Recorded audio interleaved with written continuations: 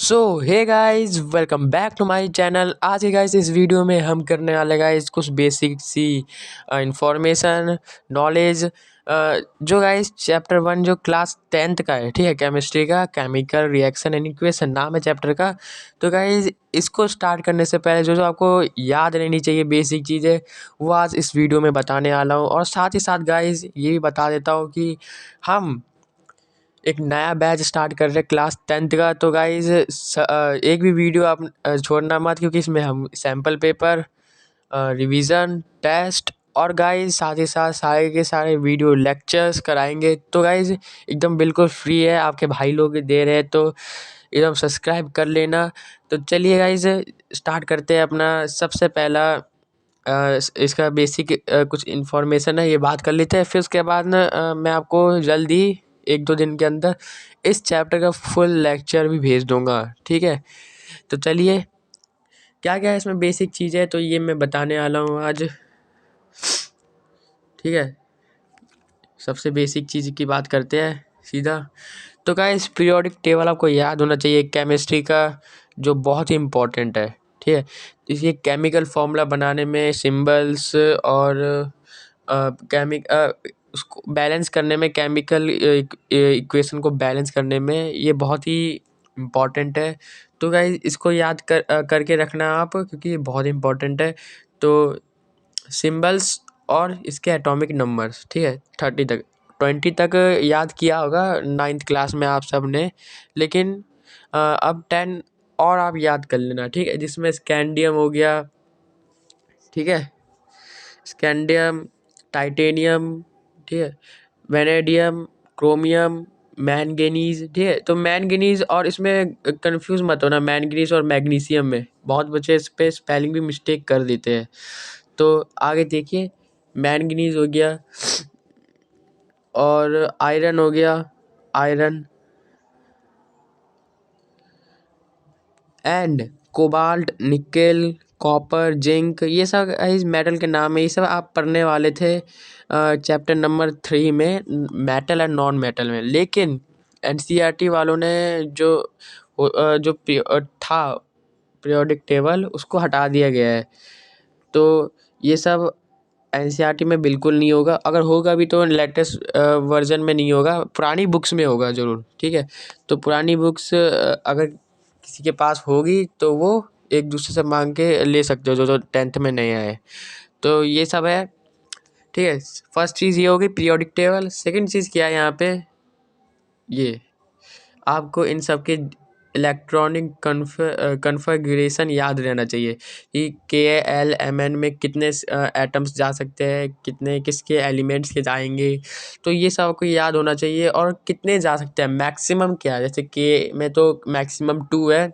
आप ये वाला फॉर्मूला लगा सकते हो अगर आपको याद नहीं रखना है, मतलब ये समझना है ना।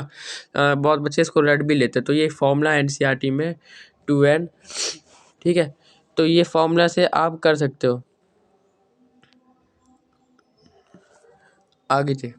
तो अगर आपने 9th क्लास में ये नहीं करना सीखा है तो कोई बात नहीं, मैं आपको अच्छे से बता दूंगा अभी इस वीडियो में।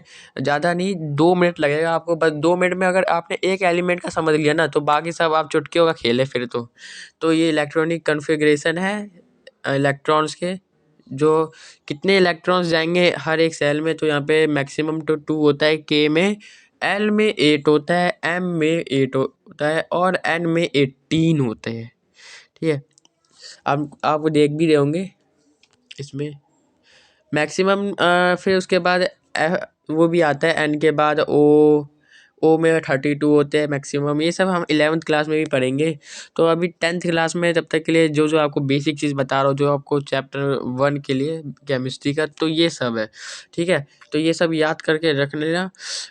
और साथ ही साथ सारे नहीं करना इनमें से, ये तो 11th क्लास का पीरियोडिक टेबल है, ठीक है। ये पहले था हमारे एनसीईआरटी में था, या इसी की तो बात कर रहा हूँ मैं।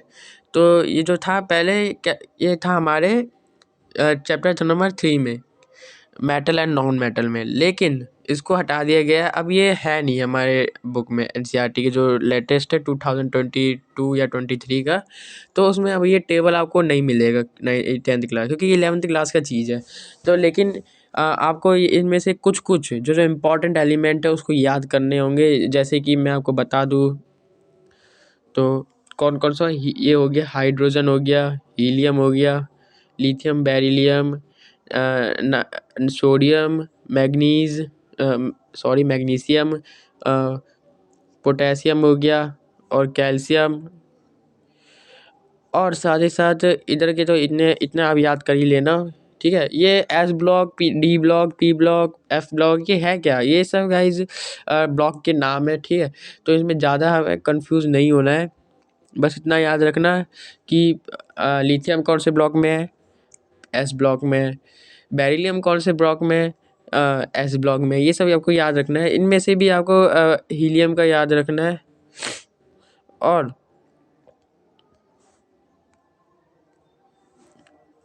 एल्यूमिनियम हो गया, सिलिकॉन, फॉस्फोरस, ओके, सल्फर हो गया, क्लोरीन, आर्गन, ठीक है। ये इतने याद कर लेना, ठीक है। ये आप टेबल पूरा याद कर लेना। साथ ही साथ नियॉन भी है इसमें, और ये और कार्बन पी ब्लॉक में, नाइट्रोजन भी पी ब्लॉक में, ठीक है। ये सब तो हो गए इनके। अब इधर के देखो, इधर के मैंने मार्क करा था लेकिन मैं मिटा दिया, तो कोई बात नहीं, यहाँ तक आप याद कर लेना, ठीक है, ठीक है। तो यहाँ तक कर लेना, स्क्रीनशॉट ले लेना साथ ही साथ, ठीक है। इसको मिटा दूंगा तब ले लेना, क्योंकि थोड़ा सा फिर कन्फ्यूज़न होगा कि ये वाला भी था क्या, ये वाला था, तो ठीक है।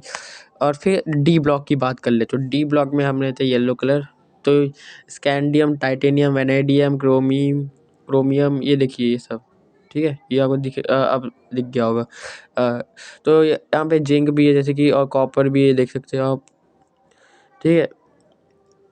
ज़्यादा नहीं, कोबाल्ट, मैंगनीज, निकल, ये सब, ये पूरा कॉलम याद कर लेना डी ब्लॉक का, ठीक है। इतना सफिशिएंट है, बाकी इसको तो छोड़ ही दो, ठीक है।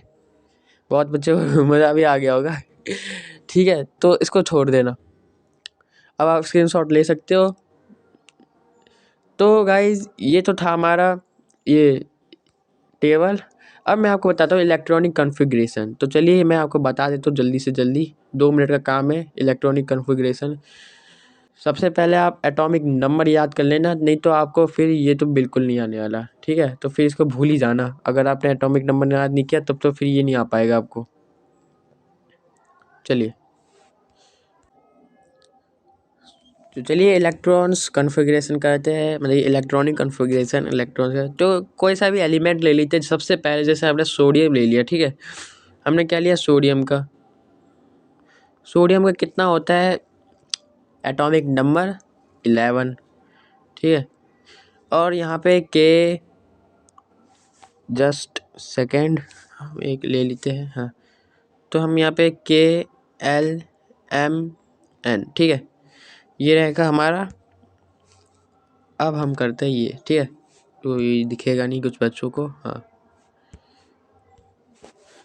तो 11 होते हैं, तो ठीक है। तो इसमें मैक्सिमम 2 ही आ सकता है, जैसे कि मैंने आपको बताया था। एल में कितना आएगा, एल में 8 आएगा मैक्सिमम भैया। इसमें भी 8 आएगा एम में, लेकिन मैक्सिमम 8 आएगा। लेकिन हमारे पास एटॉमिक नंबर 11 है, तो 2 8 हो गया और 1, ठीक है। टोटल करके देख लेना, 11 हो जाएगा, ठीक है। तो ये इलेक्ट्रॉनिक कॉन्फ़िगरेशन हो गया इसका, जो आपको करना है। हम इसके और भी एग्जांपल्स कर सकते हैं, जैसे कि हम कौन सा, चलिए हम लेते हैं सीधा कैल्शियम का, ठीक है। कैल्शियम का लेते हैं, इसका होता है एटॉमिक नंबर 20, ठीक है, 20 होता है। अब इसके हम इलेक्ट्रॉन्स कॉन्फ़िगरेशन करते हैं। इलेक्ट्रॉन्स कॉन्फ़िगरेशन 20 होता है। इसमें क्या करेंगे हम, इसमें हम इलेक्ट्रॉन्स को करेंगे, हर एक सेल में डालेंगे।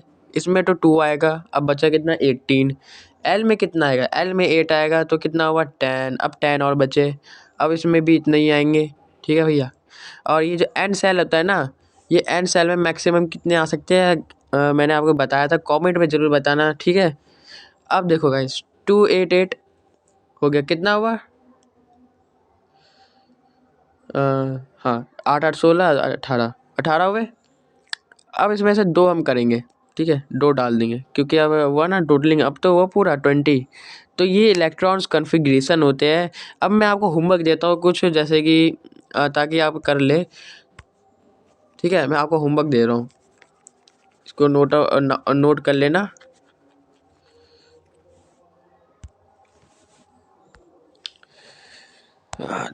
कौन सा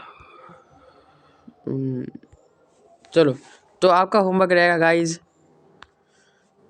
आपको इलेक्ट्रॉन्स कॉन्फ़िगरेशन करना है। ठीक है, ये लो शॉर्ट फॉर्म में लिखा है मैंने। इलेक्ट्रॉन्स कॉन्फ़िगरेशन करना है किसका?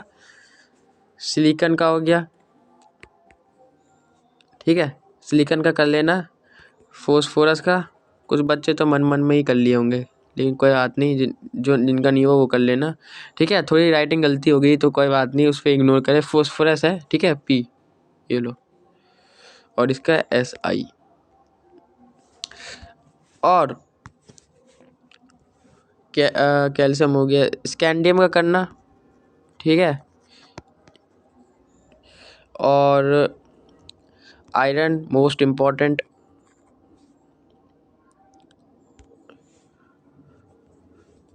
और कौन सा करोगे? हाँ, और आप कर लेना नियॉन। ठीक है, फ्लोरीन नहीं, फ्लोरीन Fe तो वो आयरन का होता है ना, सॉरी। ठीक है, नियॉन हो गया। और कौन सा करोगे? और करोगे आप फ्लोरीन का। ठीक है, फ्लोरीन, F, कैपिटल F होता है इसका, सॉरी।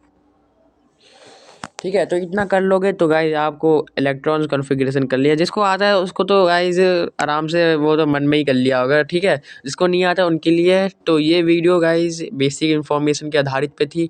तो कैसे लगी आपको वीडियो ज़रूर बताना। मैं आपसे मिलता हूँ अगली वीडियो में, तब तक के लिए जय हिंद, जय भारत।